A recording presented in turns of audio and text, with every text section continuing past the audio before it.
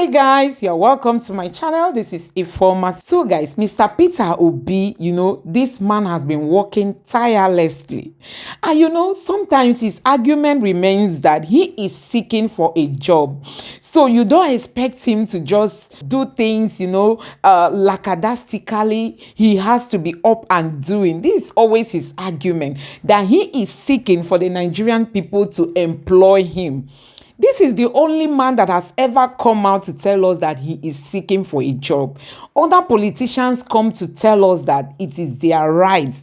Even if you don't vote for them, they know how to devise a means, to take that position. That is what we've ever experienced. Mr. Peter Obi is the only candidate I've ever heard him say that he is seeking for Nigerian people to employ him. I want you to dig deep into that statement, that he wants the Nigerian people to employ him, meaning that he understands that if he comes into power, he is mandated to do what the people want, not what he wants. As in, he understands that he is being hired and that he could be fired.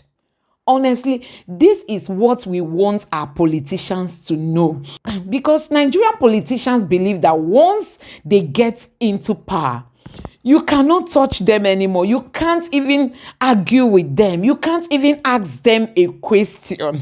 This is what governance has been in Nigeria. When people assume office, you dare not talk to them anyhow. You dare not ask them questions. But you might be saying that, okay, Mr. Peter Obi has not gotten there. Who knows if he is going to change when he gets there? I want to tell you that Mr. Peter Obi has told us that when he was the governor of Anambra State, he gave the school prefects his phone number so that they can always reach him when things are not working well.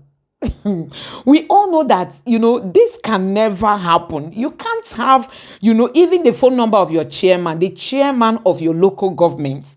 You dare not ask for it. But Mr. Peter Obi said he did it because he wants the system to work. He told them that if anything is not going well, please let me know. And he said at a time they were bombarding him with messages, calls, but at the end of the day, he said he learned so many things, having that interaction with the students. So guys, just for you to have a taste of the kind of person Peter Obi is. So when we are saying people should come out and vote for Mr. Peter Obi, it's not just for any other reason. We've come to know that this man understands what it means to have a good relationship with the people you are governing. He did it in Anambra State. And he said he's going to do it and even do it better if the Nigerian people should vote for him. So guys, I'm going to be sharing with you this video that was uploaded by Aisha. She explained how tight Mr. Peter Obi's schedules have been. And in one of the videos, Aisha said Mr. Peter Obi hardly eats. He just asks for water, that you should just give him water. Honestly, she x-rayed how tight Mr. Peter Obi's schedules have been. You can see that this man is so energetic. And we all know his cognitive ability, meaning that he's not just physically fit, he's also mentally fit. And he wants to implement so many things that he has learned in Nigeria if we give him our vote. Peter Obi's 48 hours is what I'm going to be speaking about. And this will be from 27th of January to 28th. On the 26th of January, of course, we had the Bauchi rally and we came into Abuja. And the next day, which was 27th, which is all what this is about, there was going to be a town hall meeting with the students of University of Abuja. And here, Peter Obi had arrived before 8 a.m. because he thought the event was 8 a.m. But when we got there, we found out that the organizers had actually put 8:30 a.m. But the new Nigeria we want to build is one of punctuality. That era of African time, we need to do away with it. And so here he was arriving at the University of Abuja. He went in. He did have meeting with the Vice Chancellor. I don't have footage of that. I didn't even think I was going to do this video, just putting together all what he had done within the 48 hours. But he did have a meeting with the Vice Chancellor. They sat and they spoke on the issues of the country. trust Peter Obi to pack 1 million things into any moment that he has. Of course, he scheduled interviews, 3 interviews while he was at the University of Abuja, and luckily, because the timing, he wanted to do it immediately after the lectures, but when he found out that he had come in before 8 a.m. and the time was fixed for 8:30, so he decided to do those interviews, and he did them. This was him, this is one of the interviews. I did a background behind the scene kind of thing on the interview, and he did them here. There's so many things that are always packed into one thing, and it's really encouraging to see how much he works, how much passion he has to do the many work that he does. And honestly, most people don't even realize how much he does within every time. He just feels that every moment should be used for something. You can't just sit down idling away. So when you're thinking like, okay, today is a holiday, maybe there's no rally or anything, but definitely there are so many things that he will find to do. So here he was giving all of these interviews, and after this interview was when he went on to meet the students, and it was such an amazing moment. I should say it was even more than amazing. It was such spectacular moment. I mean, there was this really such good feel about the whole environment, the students asking questions, Peter Obi answering. He did some lectures before them, he talked before them. One of the things that Peter Obi always says, when people say, oh, doesn't he get tired? He say, look, when you're looking for a job, you don't get tired. It's like wherever you hear there's an interview, you go there. So him meeting with the people is always an interview. So here he was, having this great moment. Before this thing happened, so one of the lecturers, one of the organizers there sort of was talking about it, the town hall, and then the whole students were different from Bulaba. It was so funny. But this was such an amazing moment. And after this town hall, of course, Peter Obi went to the campaign office, and he also had another interview there. I don't have footage of that interview that he did, but he had another interview there. Then he had meetings with his campaign people, and from there he went to the hotel. He rested. The resting for a bit was that he had lunch, and there was one time I dragged him out. Somebody wanted to take a picture, and he came out, he took picture with that person. Then from there he went to Banex Plaza. It was so crazy. The crowd was massively massive. You can always show that there's so much love. Peter Obi brings hope, excitement. People are excited to see him. People are hopeful. People are believing. I mean, it's possible. His Excellency, after the Banex Plaza, later in the day, Peter Obi went to Mr. Peter Obi. Listen for yourself.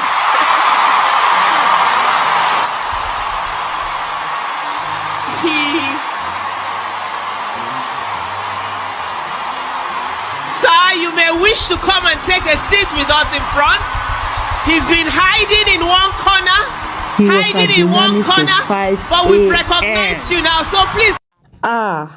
5 a.m. That's till daybreak. He did not sleep at all. He was at Dunamis. He left there 5 a.m. And then the following day, no, not the following day, that same day, that 5 a.m., that's the day. So, it's the day. That 5 was the Borno rally. But before them, trust Peter Obi, he had put another meeting before we now depart for the airport. And so at the stadium, there was this meeting that was going on. Igbo traditional rulers in Abuja came in Abuja. That's like the traditional rulers of the different states, not the ones back home.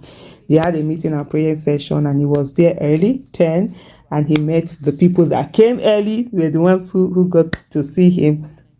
And there was so much excitement. People were so happy to see him, of course, taking pictures and all of that.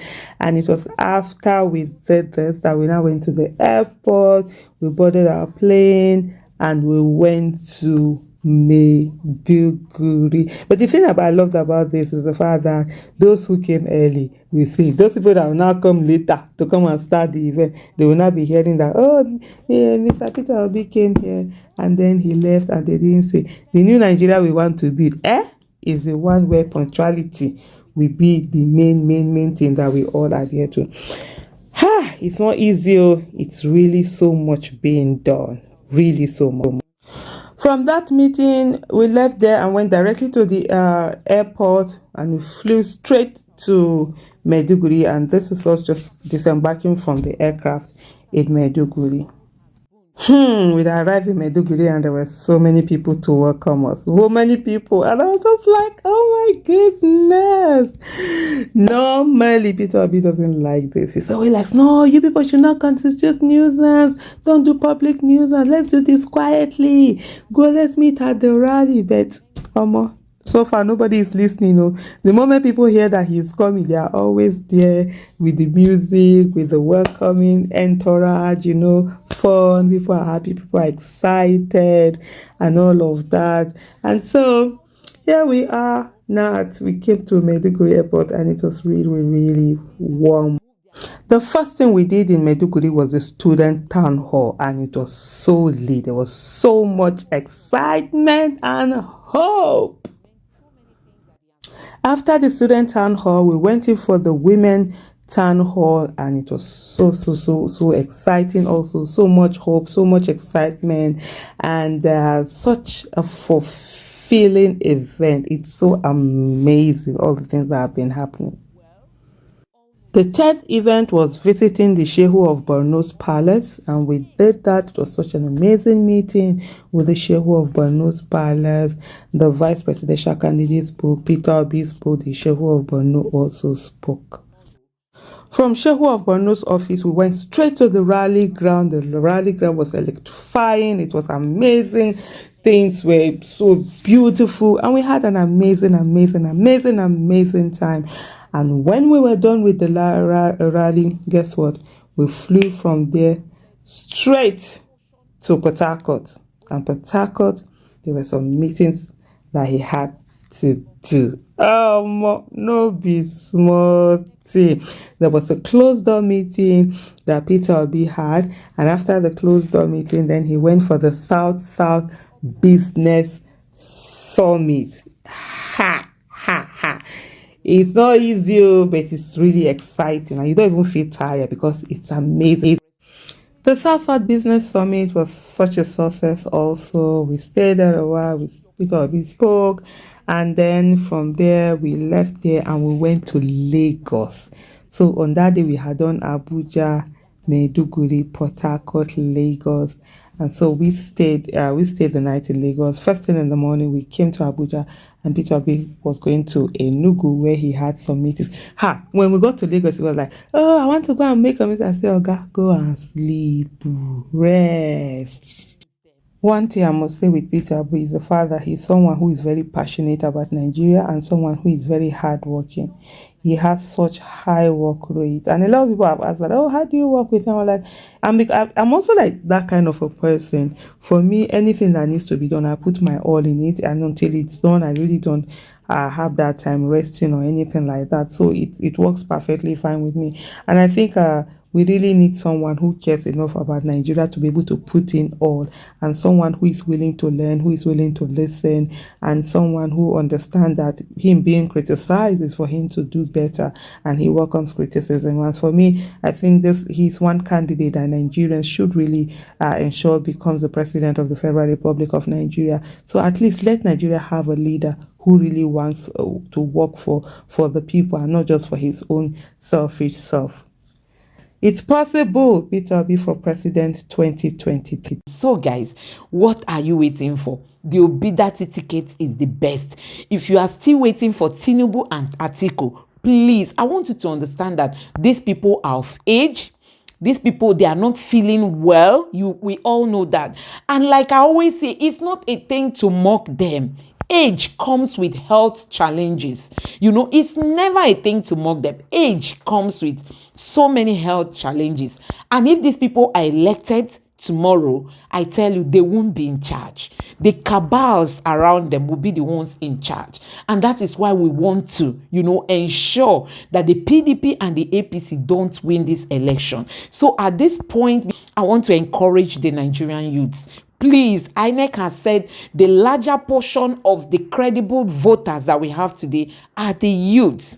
please go and pick up your PVC. If you've not picked up your PVC, INEC has extended the date until 5th of February. Please, you have this opportunity to pick up your PVC. Please pick up your PVC. And remember, you also have the responsibility to ensure that your family members, your relatives, your friends, your colleagues, even your kinsmen who you've spoken to, who will be voting for Mr. Peter Obi and Datti Ahmed, ensure they've also picked up their PVC. Please. And if you're in the diaspora, you've got a role to play in this election.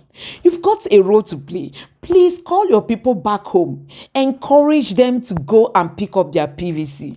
And remember, you have to convince them to vote for Mr. Peter Obi. We have millions of Nigerians in the diaspora. You can imagine all these people calling their family back home and telling them to vote for the Obi-DATTI ticket. I tell you, Mr. Peter Obi is going to emerge the next president of Nigeria. No doubt about that. So let's do our own portion and leave the rest for God. But like I've always told you, this is a God-given opportunity for us to change the narrative, for us to change Nigeria for the good. So guys, please don't forget to subscribe to my channel, turn on the notification bell, give this video a like so that YouTube can recommend it to others, and let me know what you think in the comment section below. Thank you and God bless you. Bye.